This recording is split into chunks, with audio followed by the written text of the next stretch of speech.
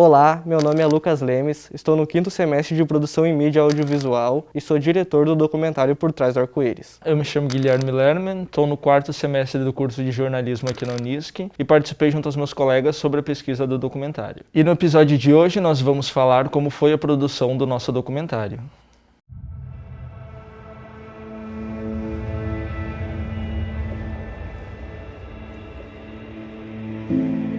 Souza, 21 anos, foi morto com um requinte de crueldade. Segundo a polícia, um crime homofóbico. A polícia investiga um possível caso de homofobia em São Luís Gonzaga. A vítima, uma mulher trans, está internada no estado grave no Hospital Carlos Macieira.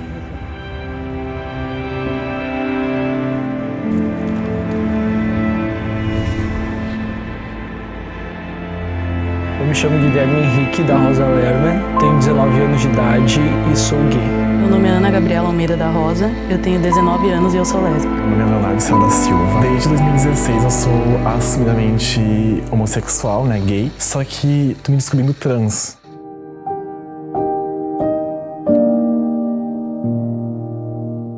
Eu fui me assumir com 17 anos de idade. Quando eu comecei a namorar o meu primeiro namorado, que eu estava tão apaixonado que eu me obriguei a contar para minha mãe e para os meus pais, para minha família. E eu acho que a partir daí a minha vida começou a ter um engajamento melhor. Na verdade, eu comecei a me descobrir porque na escola, sabe? Quando a gente chega ali na fase dos 12 anos, as minhas amigas comentavam sobre os meninos que elas gostavam e tal. E para mim aquilo era uma coisa fútil, entendeu? Porque eu não gostava de ninguém. Na verdade, eu até gostava, mas eu me reprimia. Por quê? Porque era menina. Foi bem na infância, assim, que eu já tinha meus indícios pra mim mesma, né? De que eu ficava olhando assim pros meninos, eu ficava tipo, eu tenho alguma coisa por eles. Só que na época eu não sabia o que era atração, o que era amor. Tipo, eu não sabia o que era sentimento na época. Quando eu era pequeno, eu sempre ficava com as meninas na escola, nunca fiquei com guris. Então eu acho que sempre tive sinais fortes, desde quando eu era pequeno. Aí quando eu fui crescendo, fui... tipo assim, tentando várias relações com mulheres, porque era o que o padrão mandava, né? A gente seguia só o padrão. E nisso, em 2015, eu comecei a me descobrir melhor, sabe? Tipo, comecei a ficar com uns caras na época e eu pensei, então é isso. E como a minha família sempre foi cristã, evangélica, na minha cabeça aquilo era errado, então eu não podia aceitar aquilo pra mim. Então eu mesmo não me aceitava quando eu era pequena. Eu comecei a me aceitar quando eu tinha 14 anos, que aí eu realmente comecei a gostar de uma menina e vi que era aquilo que eu queria pra mim, sabe? Que eu nunca tinha sentido por um menino tamanha atração, tipo, e um sentimento como aquele que eu tava sentindo. Foi ali que eu comecei a me aceitar daí, na verdade mesmo. Falar sobre homossexualidade hoje em dia, não só hoje em dia como antigamente, sempre foi um tabu na nossa sociedade. A gente escuta muitas coisas também, muitas piadinhas que a gente nem pode chamar de piada, na verdade, né? Mas as pessoas falam coisas tipo, mas que desperdício, vindo da parte dos homens, digamos assim. A gente tem sangue que corre na nossa veia, a gente ri, a gente chora, a gente corre, a gente faz tudo normal. A gente é seres humanos igualitários, a gente é igual a qualquer ser humano. Eu acho que as pessoas não conseguem enxergar isso, eu acho que falta empatia. Eu acho que falta amor hoje em dia na sociedade, falta respeito. Quem só me vê, quem não quer me conhecer, me vê como um ser humano, me vê como um demônio, sabe? A sociedade às vezes tenta demonstrar que tá aceitando, mas não aceitando, entendeu? O que mais me marcou em relação ao preconceito foi no carnaval, que foi justamente desse ano. E eu já tinha passado em uma lancheria, já tinham falado coisas, só que eu ignorei. Depois eu tava passando de novo pra ir pra casa. Só que isso era bem mais tarde já, daí eu tava com umas amigas e 4 caras simplesmente atravessaram. E eles falaram pra mim, tipo, que como eu queria ser um homem, eles iam me bater igual se batia num homem. E realmente foi uma coisa que me marcou, não só fisicamente também, mas foi uma coisa que me machucou bastante, sabe? Porque eu nunca me imaginei passando por aquela situação. Eu já tinha visto com outras pessoas, mas nunca me imaginei passando por aquilo. Com meu primeiro namorado, a gente não tinha vergonha, a gente caminhava na rua de mãos dadas e uma vez a gente estava passando na frente da escola onde a gente estudava e a gente estava de mãos dadas e daí as pessoas começaram a rir e falar gracinha, sabe? É basicamente aquele xingamento, sabe? Eu nunca cheguei a apanhar, mas perseguição na rua também sofro bastante. Teve um caso, inclusive, que eu tive que ameaçar uma pessoa de morte, uma pessoa que eu não conheço. No carnaval do ano passado foi isso. Um cara chegou em mim me chamando de viadinho, me chamando de vários nomes, tipo traveco também, que é uma palavra muito feia, muito forte isso. E eu tive que basicamente ameaçar bater nele, tipo, eu tive que pegar o que ele usou contra mim, agora contra ele, porque senão eu poderia estar morta hoje. Eu eu era pequenininho e tinha os maiores da escola, mandavam as criancinhas pequenas e falar alguma palavra feia pra mim. Isso também me marcava bastante, porque eu nunca ficava com os guris na escola, sempre ficava com as gurias. E eu acho que por isso os guris sempre não tiveram uma relação comigo, sabe? E eu acho que quando eu contei pra minha família também foi uma coisa bem pesada. Homofobia é quando uma pessoa não te reconhece como um ser humano, como ela. É quando um hétero se acha mais humano do que você, porque ele é hétero, porque ele segue um padrão. É o fato de uma pessoa não nos aceitar por só pensar que nós somos diferentes. Homofobia pra mim é basicamente a não aceitação da sexualidade do próximo. É um sentimento de repressão, é um sentimento de ódio. Tu olha uma novela que tem um casal gay, a gente espera a novela inteira pra no último capítulo o casal gay aparecer dando um selinho, entendeu? E eu acho que poderia ser uma coisa que, na verdade, é normal. Eles estão vivendo o amor, não precisa fazer todo aquele tabu pra eles darem um beijo. Por mim, eles poderiam tratar com mais normalidade isso. Eu costumo falar que a gente alcançou 1% do 100% que a gente ainda tem para alcançar. Por exemplo, a gente tem paradas gays, a gente tem a escolha do Mr. Diversidade, eu acho que é assim que fala.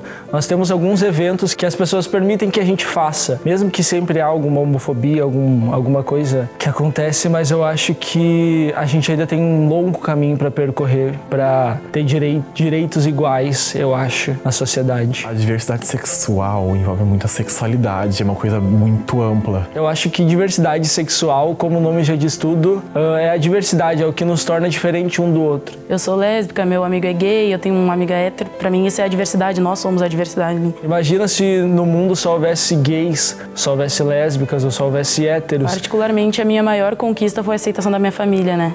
Que, como eu disse no início da entrevista, eu vim de uma família cristã, então talvez no início era bem difícil, era uma coisa que eu tinha muito medo. Uma conquista, acho que é dentro de casa, da minha própria casa, né, que é ser aceito pelos meus pais. Tipo, quando também eu falo com uma pessoa que ela me conhece, que ela me respeita, também é uma conquista muito grande pra gente. Eu acho que as nossas paradas são uma conquista muito grande pra gente. Pra a gente ter nosso espaço para se expressar, ter nosso momento ali para interagir, para ficar feliz, para mostrar que a nossa vida não é só tristeza, não é só ataques homofóbicos ou coisas ruins, mas tem partes felizes também. Eu ainda espero que a gente chegue em um patamar que a gente não precisa estar tratando a homossexualidade como um tabu. Que as pessoas passem, vejam dois homens de mão dada e continuem andando, não fiquem olhando ou, sei lá, falando alguma coisa. A melhor punição para uma pessoa homofóbica é o amor. Porque eu acho que uma pessoa homofóbica, ela não se ama. E assim ela não consegue amar o próximo que está do lado dela. É muito mais sobre ela do que sobre a gente. Pra mim, sinceramente, a melhor punição é ver a gente feliz. Ver a gente se aceitando, ver a gente bem. Ver a gente muitas vezes como uma família construída, duas mulheres com um filho. Acho que ela tem que primeiro se amar, tem que se respeitar para depois respeitar quem está ao redor dela. Tem que ter empatia, se colocar no lugar dos outros. Eu acho que é o amor.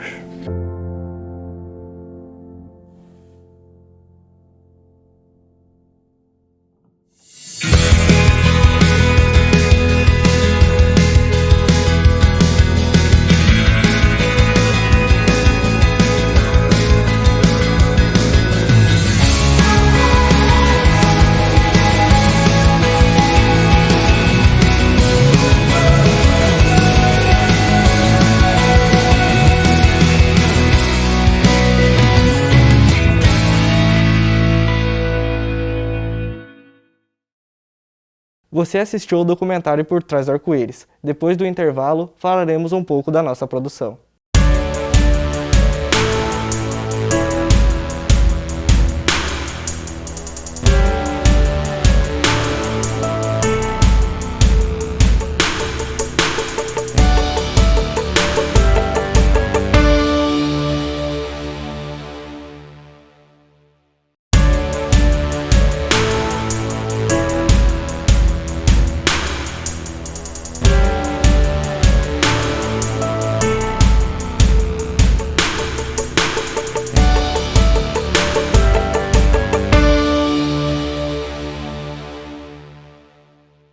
O documentário Por Trás do Arco-Íris foi produzido na disciplina de audiovisual multiplataforma no segundo semestre de 2020. Bom, o trabalho era sobre produzir um vídeo sobre diversidade, seja ela a diversidade econômica, a diversidade social, e a gente optou por fazer o vídeo, né, sobre diversidade de gênero e diversidade sexual. Isso. E a gente acabou escolhendo os personagens sendo de sexualidades distintas, sendo um gay, uma lésbica...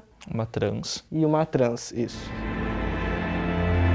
Eu me chamo Guilherme Henrique da Rosa Lerner, tenho 19 anos de idade e sou gay. Meu nome é Ana Gabriela Almeida da Rosa, eu tenho 19 anos e eu sou lésbica. Meu nome é Leonardo Silva da Silva. Desde 2016 eu sou assumidamente homossexual, né, gay, só que tô me descobrindo trans.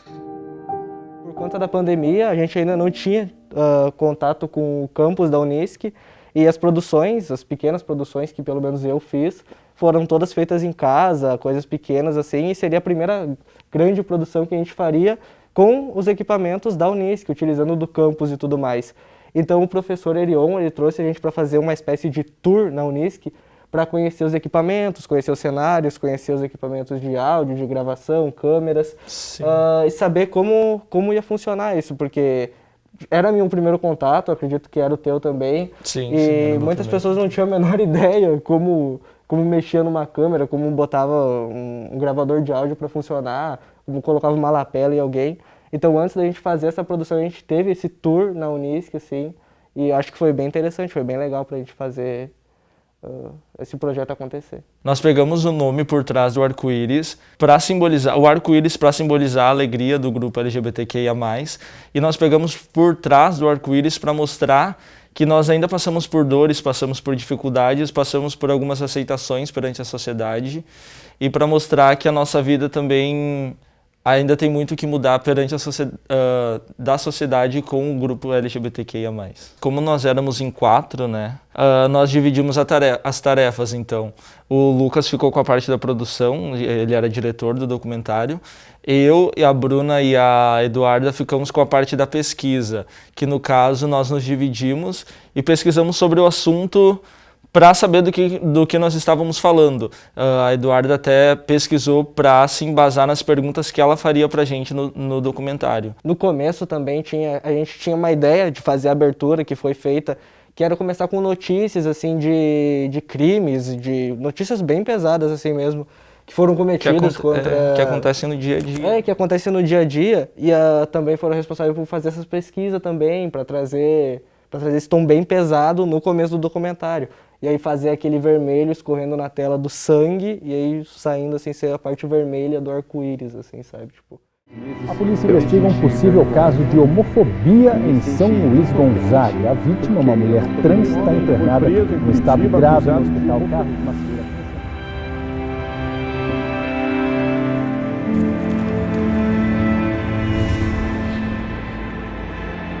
Nós éramos em 4, cada um ficou encarregado de chamar uma pessoa, né? Só que a gente acabou chamando um rapaz que ele não conseguiu vir e nós tivemos que adiar, né, a gravação. Sim. Por causa disso, para achar outras pessoas para fazer o documentário. Na verdade, eu não era para participar do documentário, eu era para ficar por trás da produção também. Mas aí depois a gente se ligou que eu faço parte do grupo, eu sou gay. Então eu poderia participar do documentário também, eu poderia agregar junto com os outros participantes. Eu fui me assumir com 17 anos de idade. Quando eu comecei a namorar o meu primeiro namorado, que eu estava tão apaixonado que eu me obriguei a contar para minha mãe e para os meus pais, para minha família. E eu acho que a partir daí a minha vida começou a ter um engajamento melhor. Bom, inicialmente a ideia do documentário era 100 episódios. A gente queria fazer 5 episódios com 5 pessoas diferentes e depois acabou reduzindo para 3. Sim. E no final a nossa ideia foi fazer um vídeo só um documentário. Só que a gente pensou como a gente vai fazer isso. Se a gente colocar em sequência, colocar uma pessoa falando, depois outra, talvez fique uma coisa chata de assistir, não fique um negócio harmônico. Ficaria muito monótono, né? Isso. Aí a gente pensou como a gente pode colocar todas as pessoas intercalando para falar. Elas têm que estar falando sobre o mesmo assunto. Para elas falar sobre o mesmo assunto, a gente precisa dar uma direção para elas.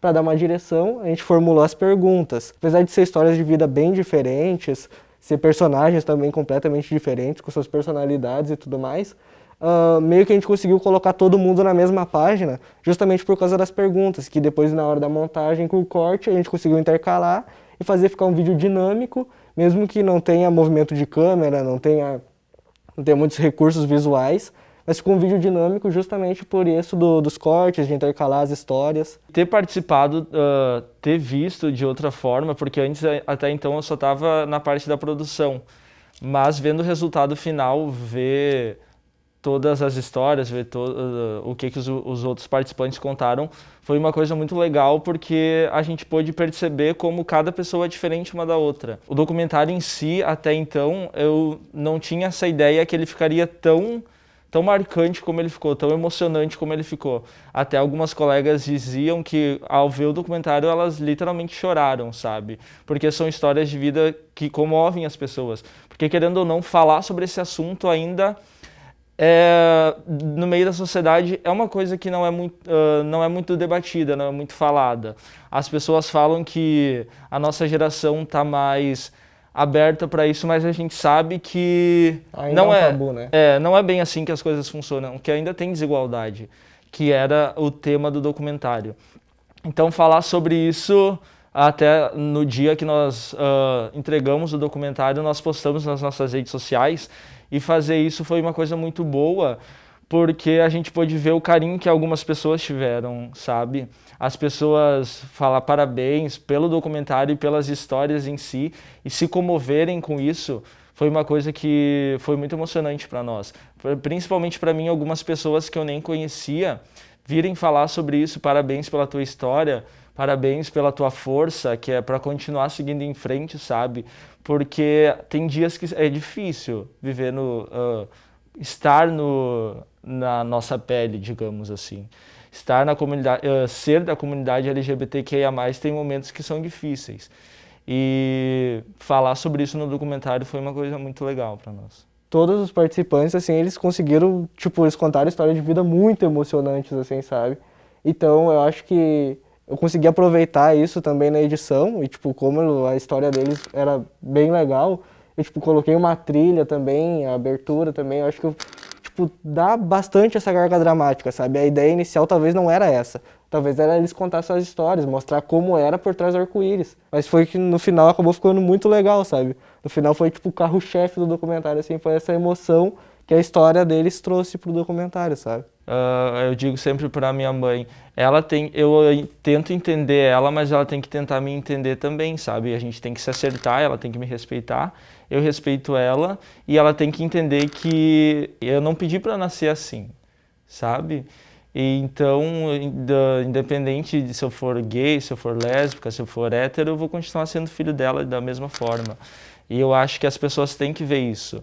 Eu sendo gay, sendo trans, sendo lésbica, qualquer coisa, eu sou um ser humano, eu sou igual a qualquer pessoa. E eu digo isso no documentário, nós temos sangue que corre nas nossas veias. A gente ri, a gente chora, a gente corre, a gente faz tudo normal. A gente é seres humanos igualitários, a gente é igual a qualquer ser humano. Eu acho que as pessoas não conseguem enxergar isso, eu acho que falta empatia. Eu acho que falta amor hoje em dia na sociedade, falta respeito. É isso, pessoal. Este foi o programa Laboratório com o documentário Por Trás do Arco-Íris. Nós agradecemos o convite. E não deixem de assistir o próximo episódio.